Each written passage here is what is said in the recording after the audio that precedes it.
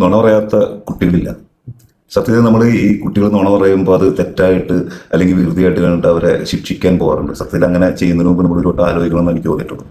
കാരണം നുണ പറയുക എന്നുള്ളത് ഒരുപക്ഷെ ക്രിയാത്മകമായ ഒരു വളർച്ചയുടെ അടയാളമായിട്ടാണ് നമ്മൾ തിരിച്ചറിയേണ്ടത്.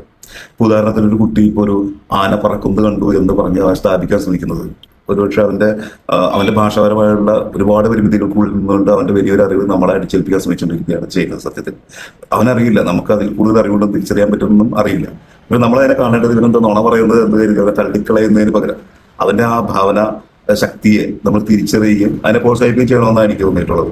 പക്ഷെ അത് മറ്റുള്ളവരെ ദ്രോഹിക്കുന്ന, മറ്റുള്ളവർക്ക് ബുദ്ധിമുട്ടുണ്ടാകുന്നുള്ള ഒരു കാര്യമാണെങ്കിൽ അതിനെ തിരുത്തേണ്ടതുണ്ട് എന്നുള്ളതാണ് തോന്നുന്നത്. ഈ മാജിക് ബലൂൺസ് എന്നുള്ള ഞാൻ കൂടി പങ്കാളിയായിട്ടുള്ള മാജിക് ബലൂൺസ് എന്നുള്ള റാസിറോ സാരിയോ സംവിധാനം ചെയ്ത മാജിക് ബലൂൺസ് എന്നുള്ള ഷോർട്ട് ഫിലിമിൽ ആ കുട്ടി ഒരുപക്ഷെ വൈകി വന്നതിന് ഞാൻ മനസ്സിലാക്കിയത് അങ്ങനെയാണ്.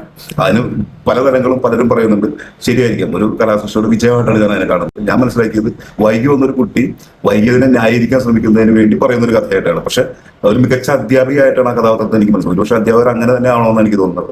അവര് വളരെ അവധാനത്തോടുകൂടി ആ കുട്ടിയെ മനസ്സിലാക്കി അവരെ പ്രോത്സാഹിപ്പിക്കുകയും ചെയ്യുകയാണ് ചെയ്യുന്നത്. കാരണം ആ പറയുന്ന കള്ളത്തിൽ വലിയൊരു സ്നേഹമുണ്ട്.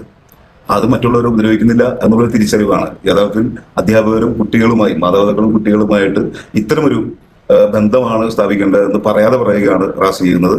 മാജിക് ബലൂൺസിൽ പങ്കാളിയാകാൻ എനിക്ക് വളരെ സന്തോഷമുണ്ട്. ഇത് കാണാത്തവർ ഇനിയും കാണണമെന്നാണ് എൻ്റെ ഒരു അഭിപ്രായം. നന്ദി.